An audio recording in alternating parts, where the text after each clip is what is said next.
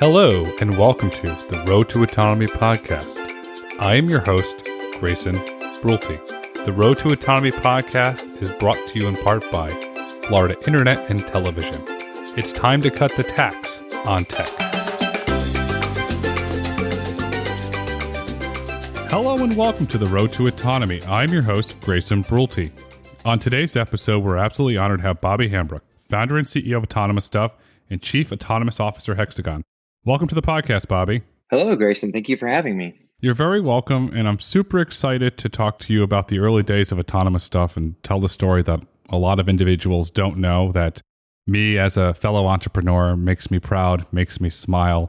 And to sum it up, Bobby, you're an American success story, so I can't wait to dive into this. I appreciate that. I'm happy to be here. I can't wait to tell my story. Bobby, you founded AutonomouStuff in Morton, Illinois in 2010 in a barn in your backyard. You leveraged everything you owned, including selling your home, moving into your rental property, eventually selling your rental property to start AutonomouStuff and scale it. Why?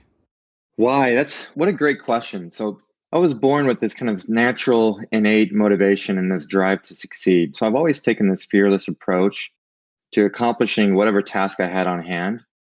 And I've been an entrepreneur pretty much as far back as I can remember. I actually started and sold a small lawn care business while I was in high school. And while all my friends were out doing kid things, I was waking up before sunrise, mowing grass and making money. So I realized what it took to create something. When I came up with the idea with AS, I was always looking for some opportunities to chase after. And when I started working with AS, I realized at that time, I'd already accumulated a fair amount of rental properties and I had a nice house. But I saw that extra overhead as a distraction for my mission to grow AS. So I needed to reduce my risk as much as possible, and so I could focus completely on growing AutonomouStuff. I'm really happy that you said that you started a lawn care business and you sold it, because there's a lot of us that we shoveled snow and you generated revenue. What was it in the lawn care business? Did you saw like a little niche opportunity there, and so you decided to do that? And then did you do snow shoveling in the winter? I was a kid that was just really motivated, and I knew the value of hard work, and I wanted money, right? I wanted to buy things. That was it. I was just a young kid running around 10, 11 years old with a lawnmower that I basically found in the garbage. And I started picking up more and more yards. And before I know it, I had over 100 yards, and I bought my own truck and was pulling a trailer around. And I think I was driving on the roads before I even had my license, mowing grass in the neighborhood. And it was pretty much cash money in my pocket. And I was able to do the things I wanted to do. And it was awesome. Some guy wanted to buy it from me, and I wanted to move on to the next thing. So it worked out perfectly. That's awesome. So the individual that bought the company just wanted to buy it for the contract. Was that a pure contract transaction? Yeah, basically he was a retired farmer who sold his farm and he wanted something to do. And so I had all the contracts and a fair amount of equipment, and I just handed it over to him. Did you raise any capital from friends or family for that venture, or you just found that lawnmower and you said, I'm doing it? Yeah, from day one, I bootstrapped it all. So I literally found a mower in the garbage, and every dollar that I made, I saved. And I just bought more things with it. I reinvested into the business just like I did with AutonomouStuff. And I never took any money out. I did buy a few things for myself, but nothing that really mattered. And so I just continued buying more equipment so I could make more money. That trait that you just described is a trait that I learned years later about AutonomouStuff. You did not take one dime of venture capital for AS. Impressive, smart, but how the heck did you do it? Some ways I look back at that and I thought it seems impossible. But when I approach any situation, I always think about what is the most ideal outcome. Even in this conversation here, what's the most ideal outcome? So I think about that in almost everything I do. When I started AS, the most ideal outcome for starting any company is to maintain as much ownership as you can, bootstrap it as long as you can, scale it as large as you can to meet the demand, and then exit while you still own as much of the company as possible. That's the entrepreneur's dream. And so I stayed true to that. And then that's why I started with the distribution side of the business. So I could use the profits from selling the products to continuously reinvest that back into growing the company. So every radar or GNSS or computer or LiDAR that we sold, I would make a little bit on each one. I would reinvest every single dollar of that right back into the company. I did that for years. I was incredibly frugal at the beginning years. I kept all the money inside of the company.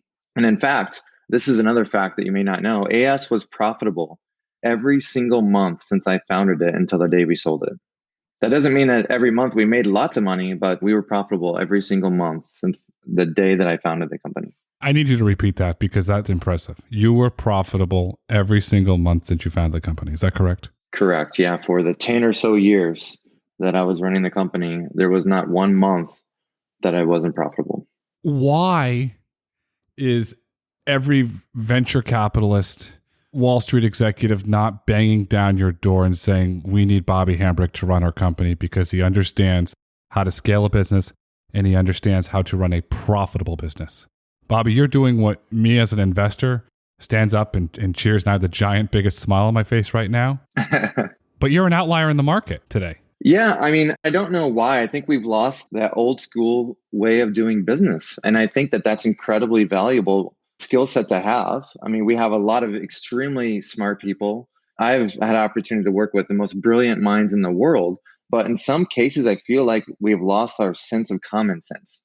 And to me, it was common sense to build something that someone was willing to pay for right now. And at the same time, have a vision for what it could become.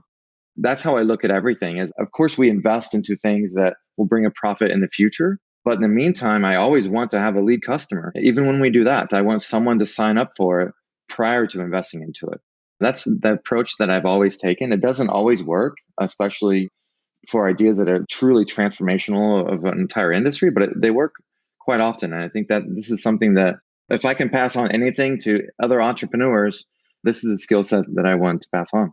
Profit's key, and you see all these companies that are going public through SPACs or they're merging, and you look at this and there's no revenue.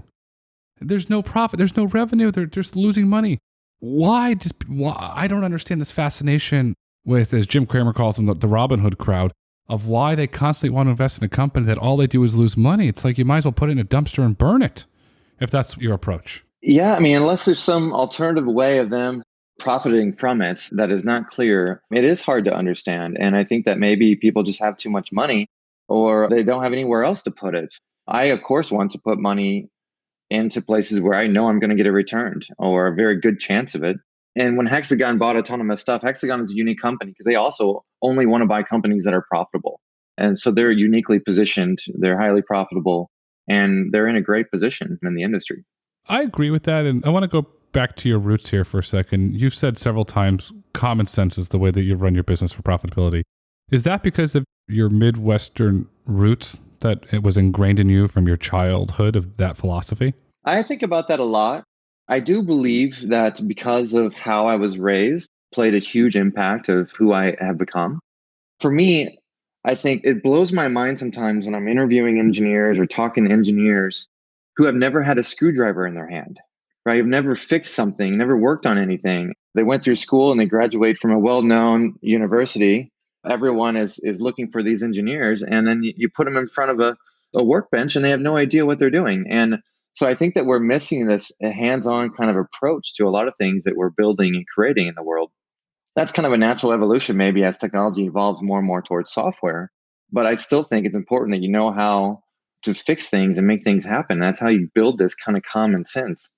And so, yeah, I think that had a lot to do with my background. My dad was a machine operator working at Caterpillar for like 40 years. He was in the shop doing the blue collar thing and working by the hour, working extremely hard every single day of the week.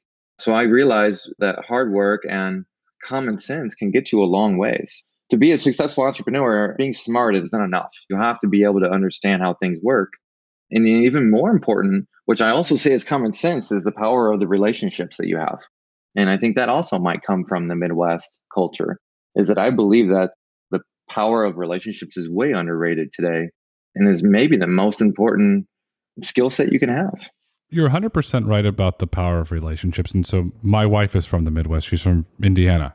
Her parents used to live in Indiana. Now they're in Florida. But when you get to meet individuals in the Midwest, there's this sense of pride. And you understand this sense of pride that most individuals understand.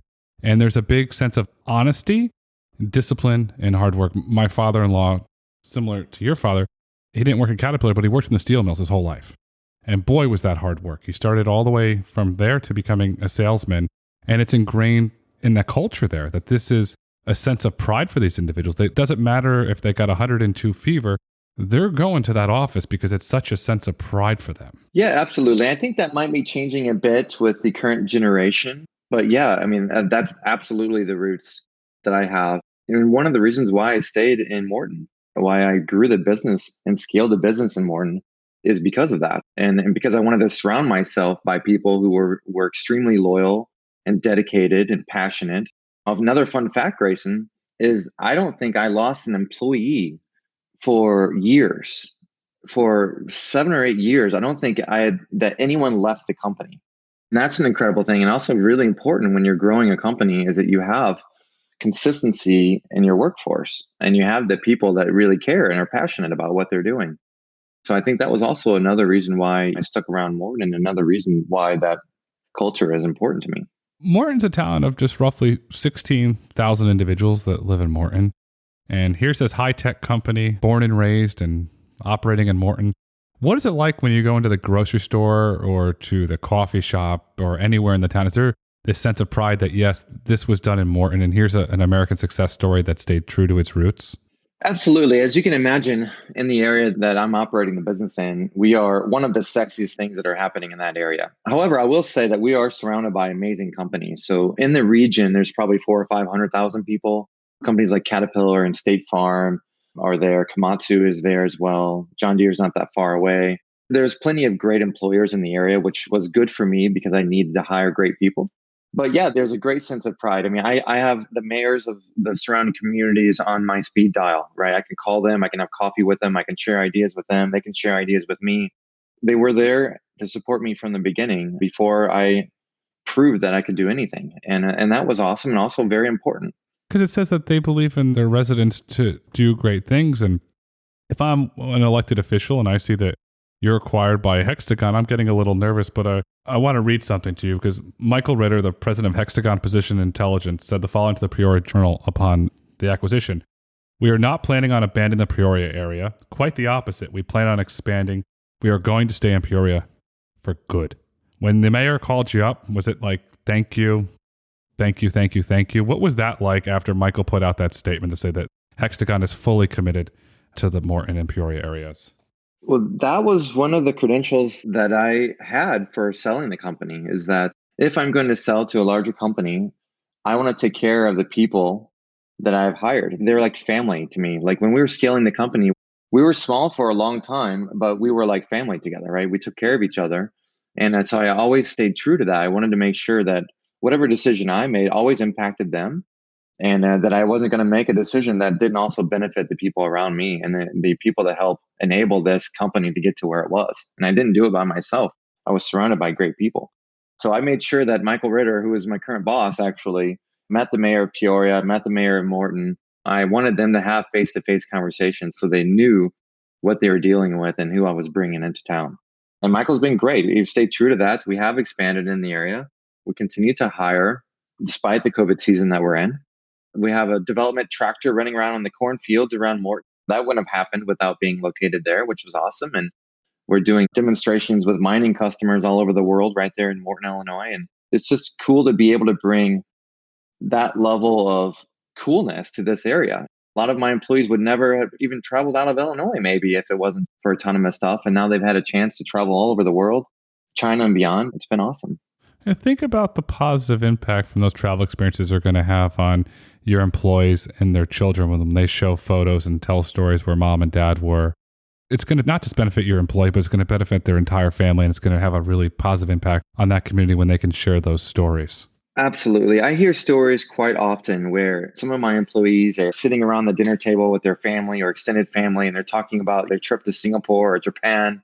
It's something I'm incredibly proud of. I know they are proud of it. They deserve to be exposed to these kinds of opportunities. And I just hope we can continue it on despite what's happening in the world right now with COVID and the travel restrictions. But yeah, there's an incredible sense of pride to be able to support the employees in a local community like this. You have this sense of pride. Your employees, who you and I know a lot of them very, very well. They're very proud to be a part of the AS community. There's a sense of pride going all the way back to the early days, which were, by the way, were a ton of fun. You have all this weighing on your shoulders. You're contemplating selling the company. What was that emotional journey like? What were you going through emotionally thinking about will things change? What will the impact be on my company culture? What was that emotional journey like? To be honest, I wasn't looking to sell. It was a little bittersweet. And we had been growing so fast for so many years. I simply didn't have time. I certainly wasn't soliciting someone to buy us. That was always the goal at the end. But we were in the middle of the hype curve and it was insane how fast things were moving. How not only were we expanding in Morton, but I opened an office in Silicon Valley. I opened one in China. I opened one in Germany. We had a strong presence in Detroit. And all this was all happening within a couple of years, essentially. And then Hexagon came along. Hexagon owns one of the companies that we distributed. It was called Novotel, which makes the highly precise GPS positioning engines and hardware. I was approached by them because we were becoming more important to them as a supplier. So it was already kind of a natural fit. It felt very natural, but AS was also my baby. And every entrepreneur has a struggle sometimes of either delegating work or scaling and letting things go. And I knew at some point in the near future, I needed help from a much larger organization, the larger footprint with deeper pockets in order for us to continue moving on in the right direction. So I quickly got over those emotions and realized that this was going to be the best thing for me and the employees. Is it a fair assumption to say the Hexagon acquisition grew out of the relationship of working with the firm and they got to know you and then you got a phone call said, hey, would you consider this? Is that kind of how that went? Absolutely. That's exactly how it went. So I formed a relationship with Novotel many years before that. We were integrating their GPS solutions into our development vehicles for years. And then we started providing those research vehicles for everyone in the world. And we were selling hundreds of these things over the course of the year or two. So it became very important to each other. I'll never forget the call. I was at Starbucks in Silicon Valley. And my main contact there, Novotel, called me. His name was Steve. And he's like, Bobby, you can tell me to F off if you want to, but would you be interested in having these conversations? And I was like, well, sure. I'm always open to a conversation. Let's start talking. And it moved forward pretty quickly from then on. How did Hexagon view your business? Obviously, you're profitable. Did they see you fitting in to complement them to scale a certain division of their business? Or what did they kind of see you fitting into the overall corporate structure? They're a company of many companies they're also now creating the Hexagon brand. And they have hundreds of great, well-known companies like MSC and Novotel that you will recognize. There's so many companies that are well-known. They have these kind of smart goals, these initiatives to automate everything. If you go to their homepage, look at their tagline, they're all about automating the future of everything. So AutonomouStuff, one, we fit the criteria of being a profitable company, but we were also in this space of autonomy where everyone wanted to be in. And Hexagon already owned a lot of the individual pieces that enable autonomous driving, like GNSS, like simulation software. Like there's a long list of technologies that Hexagon already knew, but they saw AutonomouStuff as a company that pulls together these individual technologies and these solutions. I could do the same thing within Hexagon. So that was the basis of the acquisition. And at CES 2020, they gave you a heck of a location. I mean, AutonomouStuff was front and center. So is that a clear indication for me just looking into that you're a core part of the Hexagon business now? There are many big cores of the Hexagon business, but yeah, the future of autonomy is a really big part of it. So CES 2020 was awesome for me because we had been going to CS for, 7 or 8 years prior to that. Our presence has always grown year after year, but this one was real big, right? We had this huge pavilion. The initiative that I'm responsible for within Hexagon is called Smart Autonomous Mobility, and that was launched at CES 2020, where we had pulled together a lot of the internal technologies within Hexagon, but also a lot of our partners. And yeah, I think that Hexagon at that point was proving to the world that they're serious about this business and they're not going anywhere, and they're going to continue to move forward and create solutions to excel the deployment of automated technologies. And as a friend of the company, I was so proud because I remember a couple of years prior and the years prior where you would get the party suites at the MGM, and then you had the business meeting suite and that. And then I see you right there next to Google on the main, right outside in the lot. I was like, wow, this is wonderful. And they true to the vision and they executed, and look where they came from. So as a friend of the company, you and the whole team made me very proud that day. It was one of those moments where, again, I got the chills all over me right now thinking about it, because it was like, I got to that moment, I was looking around and I was like, the reason why we're here is because of the vision that I created. It was awesome. And that party at Margaritaville that we had, there were hundreds of people that showed up, and friends that I've had in the industry for well over a decade from all over the world. Being able to catch up with them in that moment, it was incredible. And it's a great story to tell. I hope that I can share these experiences with as many people as I can. And I hope that others get to be able to experience it as well. You invited me to that party and I was there, and it was a fun party, but the glow and the smile on your face was incredible. But seeing Michael Ritter walk around, there was just such a beaming sense of pride and how happy he was. And everybody there was so proud of you. But the two individuals that really made the deal happen were so proud. And it was such a special, special evening, one that I surely won't forget. Absolutely. I always say this, and I've said this since I started the company in every single quarterly address I've ever had. I've always said this is just the beginning. And I still believe that. I still think that we're just at the beginning of what we are going to achieve, what the company is going to do now with the power of Hexagon, the products that we're developing and the software that's being developed. We're truly going to make a huge impact in the future of mankind. And that's pretty cool to be a part of. There's a legacy there that I will always have. These are memories and experiences that myself and the people around me will never forget.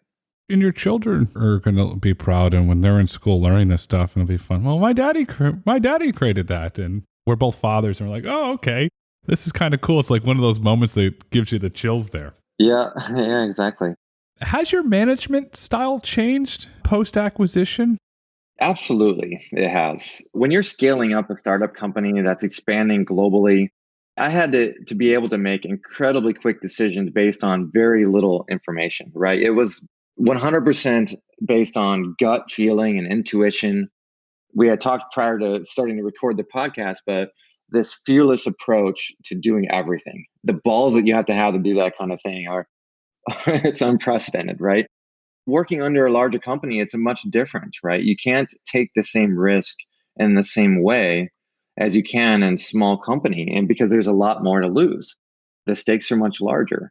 In a larger company, and Hexagon is no different than any others, although Hexagon is very nimble in what they do, which is why, again, it's a great partnership. But there's a process for everything, and there should be. So certainly my management style is changing, but I'm still trying to bring that entrepreneurial way into the company. So I still want that spirit to be alive. And I still think it's really important that we think like an entrepreneur within a large organization, but we do it in a risk mitigated way as much as possible. And we follow the processes the way we should follow them. So yeah, there has been a change. And to be honest, I've had to develop a lot of those skills because paying attention to details and following processes is certainly not my forte, still isn't. But I think that my personality amongst others who are really good at developing these processes is a good match. You have the right genes for it. Your Midwest roots built on relationships and trust. You can do a lot with that. You can learn a lot through relationships and trust. So I'm sure you're doing really good in there. In the early days, you made a lot of decisions and you had giant cojones. And one of them that I remember that you were really famous for, every single autonomous vehicle conference, AutonomouStuff is there. Wolfgang, Cameron, Holly, they're all there with the AutonomouStuff demo vehicles, giving rides to every single person. And boy, oh boy, did that strategy pay off well. What was the inspiration behind that strategy? What made you say, okay, we've got this vehicle, we can run it around a parking lot, give rides? Did you start closing deals out of that? What was the early inspiration for that, and how did you scale it? Yeah, so, wow, where do I start here? How much time do we have? As much as you want, because I want to hear the story. We have so many stories associated with that. And we should bring Wolfgang on as a guest speaker because he was very instrumental in a lot of that. And he has a lot of the personality traits that I have, being that he's willing to do whatever it takes to get things done sometimes, right? And so, there are a lot of people in this business who are really, really good at selling the future in order to collect VC money and chase after their vision. My job was to make that a reality. And so my job was to provide a product that helped these customers achieve that future. So I had to provide a product today that they could use to scale up that vision and that dream that they were having. And at that time, we were at the hype of that hype curve, right? We were at the top of that, or we were in the growing side of that. And there's tons of money in Silicon Valley being thrown into startups for automated driving. And they all needed a development vehicle to help lower that barrier of entry to jumpstart them forward. And I recognize that as an opportunity. And so we went 100% balls out and attended every single event that was popping up every single week And I developed a fleet of these demo vehicles that we deployed all throughout the world. And it was completely chaos. It was incredibly exciting. It was a ton of work.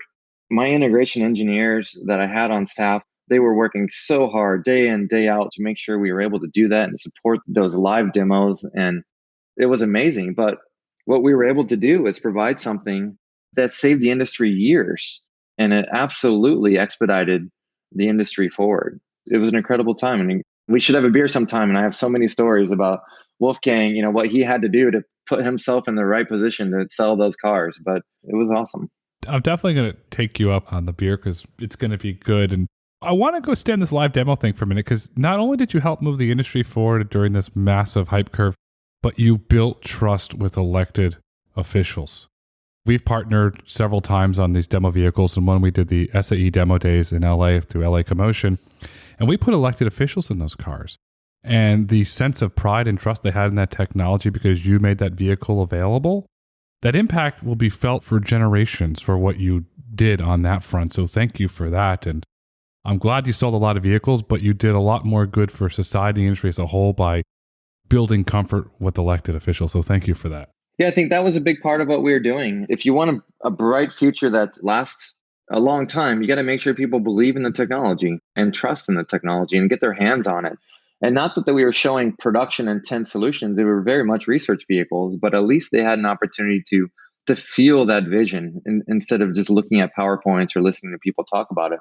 Sitting in the driver's seat with the vehicle driving itself at that time was something that no one had ever experienced. There was no self-parking features in cars. Adaptive cruise control wasn't even a thing, right? So it was something that I think was a really important part of what we did. It definitely was an important part. And the magic in that when you would see these individuals' eyes light up when it would turn around the corner and that they would see the wheel move. They would come out of this like, this is the most incredible thing I've ever seen. Can you believe it? He didn't even have to touch the wheel. It did it on its own. And all these incredible stories that we can go on for days and days was really, really powerful. So that was a strategy when AS was an independent company that worked really well for you. Now that you're a part of Hexagon, what's the new demo strategy? What new strategy are you implementing to grow the business? Since that first one worked really well, I'm sure you got another great strategy up your sleeve. We now operate within a completely different business environment than we did back then. We were able to go everywhere and travel everywhere freely. And it's different now. So hopefully post-COVID season, we will be able to get back to that. But our plan still is to be in front of as many customers as we can be, to demonstrate the technology and to do what we've always done. And in the meantime now, we continue to work on demonstration vehicles. We are testing them continuously in different areas throughout the world. And when we're allowed, we will absolutely continue to do what we've always done. And I think it's going to be different. There are going to be fewer events. But you know what? The industry is still moving forward. They still need access to technology. We are going to be here to help provide that. I'm excited for this post-COVID world, as a lot of us are, because there's going to be incredible opportunities. And you mentioned the hype curve around autonomy in those early days. And now we're post-hype curve. And I believe that we're in what I'm calling the great pivot to trucking, just due to the revenue opportunities and how these things could start generating revenue, how they can scale and eventually become profitable, where the robotaxi business is not on its way there. Is AutonomouStuff currently working on anything? Are you building any demo vehicles for trucking? So I agree. There is a great pivot to trucking. We should have all started there to begin with. There's an obvious business case there. I think I'm tracking over 20 different companies focused on automated trucking right now. A lot of them are very, very good at what they do. So of course, we're paying really close attention to the trucking industry. And of course, we are supplying quite a bit of technology to the majority of these companies. And we're providing different technologies in a variety of different ways to them. So yeah, we're paying really close attention to it. In fact, we have built fleets of automated driving research trucks, Class 8 trucks, included even for our own government through the Karma program. I'm glad you mentioned that because that's been a very obvious shift in it just seems like even in the last half a year or less, where these, especially the large companies and even most of the startup companies are pivoting towards trucking. I think they had no choice. As what we said earlier in this conversation about revenue and profit is that the investors are putting pressure on them. Listen, this thing keeps getting delayed. There's no AV start at. The technology is not mature enough. We need an ROI on our investment here. So I think you're going to see a lot of interesting maneuvers in the venture capital market to kind of force these companies to start generating revenue. And then that comes consolidation. And You look at one aspect of the AV industry is LiDAR. There's over 80 venture-backed LiDAR companies in a rapidly consolidating market. What happens? Does this market kind of dwindle down to a handful of LiDARs, do you think, eventually? Yeah, I think that this was the result of kind of selling the future, but it was overdone with the LiDAR industry. Out of the 80, there are plenty of really good technology companies, but there's not enough room for 80 production LiDAR companies. There's massive consolidation happening. Some of them aren't going to make it, and some of them are going to consolidate, and they have been consolidating. I've been selling LiDARs for way over 10 years, for 15 years or so. So I've been in the middle of this evolution. And yeah, so I think it will narrow down. You can see that in the news almost every day right now. The major announcements that are happening, that Velodyne recently went public, and Luminar is announcing they're going public, and I'm sure a few others are quickly following them. But just going public doesn't mean that they're going to be successful, right? They have to create a product, they have to get into mass production. And there's definitely not enough business for all of them to bootstrap their business, right? So that's why they're now all going for IPO and for more money. You're right about it. It's a different business when you go public. On a previous podcast, I had David Welch, Detroit bureau chief for Bloomberg, and we talked about how when you're a public company, you have to manage quarter for quarter. It's a completely different thing than being a venture-backed startup. It's going to be interesting to see if these entrepreneurs turn publicly traded CEOs will be able to handle the immense pressure, because Paul Singer from Elliott Management or one of these activist guys will get in there and they're going to rattle your cage. And will you be able to withstand the rattle? That's a test to be told. A lot of individuals can't. So we're going to learn a lot there. And I'd love to ask you, so you've been in the middle of all of, let's call it the AV industry since the beginning. What are your thoughts on the current state of the autonomous vehicle market, both on the passenger side and on the trucking side? The current state, I think everyone now is realizing that this is a marathon. It's not a sprint to whoever can show the best proof of concept and driving around in the urban area. This is a serious business. People are spending, have spent billions of dollars into this industry. And now they're realizing that it's not that easy. And it's actually probably one of the most difficult engineering challenges of mankind, depending on the application. They have to start taking it serious or they're going to hurt people. And it's also very difficult.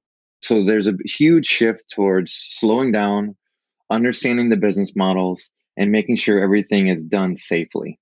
People ask me all the time, well, when do you think we're going to be able to call up the car and it's going to come pick us up? And I say, well, you can do it now, actually. But I think you're going to see it a lot more often when we know it's much more safe.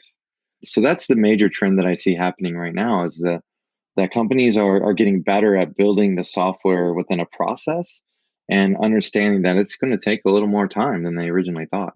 You're right about that. And I tell you, from my perspective, I'm very happy that companies are not putting out these grandiose timelines that they're never going to hit, because when you put out the grandiose timelines, you evaporate trust, and you understand trust from your roots in Illinois to starting AutonomouStuff to scaling it to eventually selling it to an internationally publicly traded company. And Bobby, as we look to wrap up this wonderful interview, I'd like to leave it with this. You are an American success story.